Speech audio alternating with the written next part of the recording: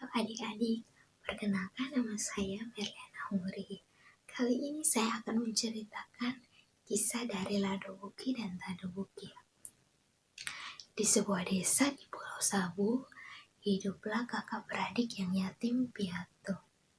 Semasa kecil mereka hanya hidup sebagai pengemis jalanan. Sang kakak bernama Ladobuki dan sang adik bernama Tadobuki. Semenjak remaja, sang kakak Ladobuki mulai belajar mengiris nira dari pohon lontar. Karena masih belajar, sang kakak mendapatkan hasil nira yang cukup sedikit. Lalu sang kakak mencoba hasil nira yang diperolehnya. Karena masih sedikit, sang kakak pun membaginya dengan sang adik. Sang adik menerima sisa nira yang diiris oleh sang kakak.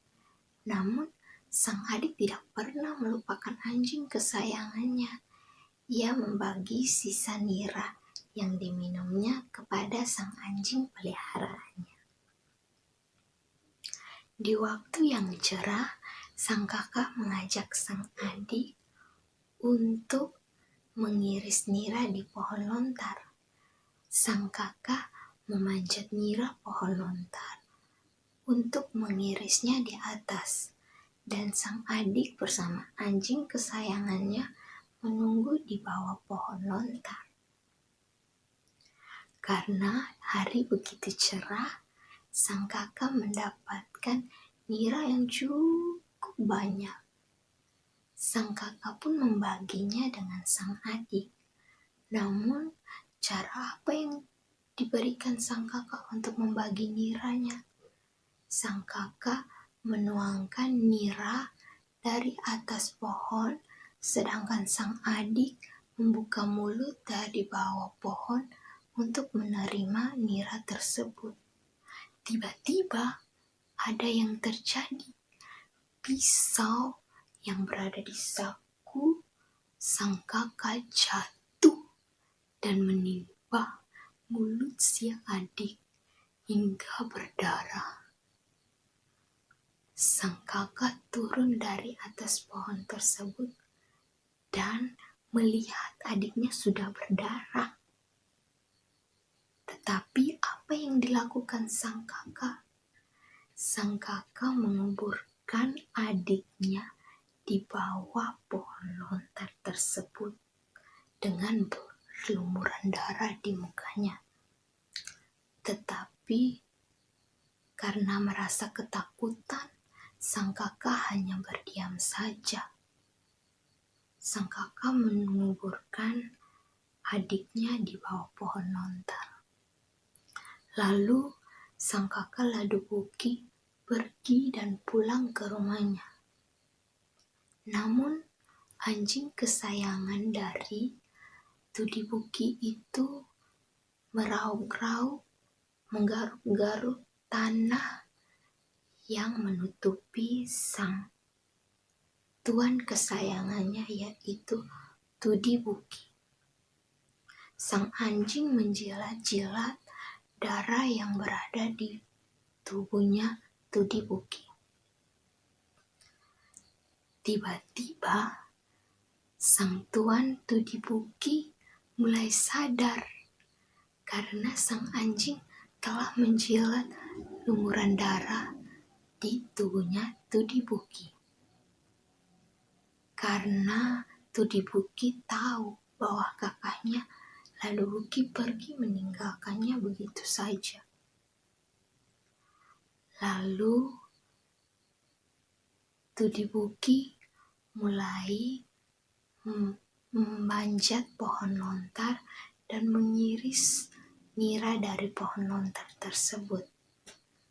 Setelah mendapatkannya, sang Tadobuki pergi ke laut untuk mengambil hasil-hasil laut.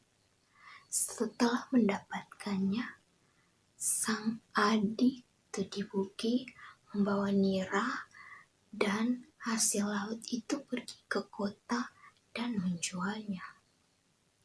Setelah menjualnya, Tudibuki mendapatkan hasil yang banyak.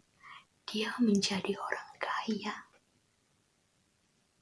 Tetapi karena Ladubuki, sang kakak mendengar bahwa Tudibuki sudah hidup dan menjadi orang kaya, rasa iri hati di dalam hati sang kakak pun mulai bertumbuh. Sang kakak mulai mencari sang adik Tudibuki. Lalu ia menemukan sang adik Tudibuki dan ia memeluk dengan penuh kasih sayang. Namun di dalam hati Ladubuki menyimpan rasa iri terhadap Tudibuki. Setelah itu Ladubuki mulai bertanya kepada sang adik, "Bagaimanakah kamu bisa menjadi orang kaya seperti ini?" Jawab Tudibuki kepadanya, "Saya cuma melakukan hal kecil saja, kakak." Sang kakak mulai bertanya, "Hal kecil seperti apa yang kamu lakukan?" "Saya cuma mengiris nira dari pohon lontar dan mengambil nira tersebut, lalu pergi ke laut untuk mengambil hasil pantai. Setelah keduanya dikumpulkan, saya menjual ke kota." Sang kakak Ladubuki mulai bergegas untuk melakukannya. Dia mulai memanjat pohon lontar untuk mengambil nira dan pergi ke laut untuk mencari hasil laut. Tiba-tiba, apa yang terjadi pada sang kakak? Ketika sang kakak mencari hasil laut, tiba-tiba datang seekor buaya. Seekor buaya datang diam-diam lalu memakan sang kakak Ladubuki.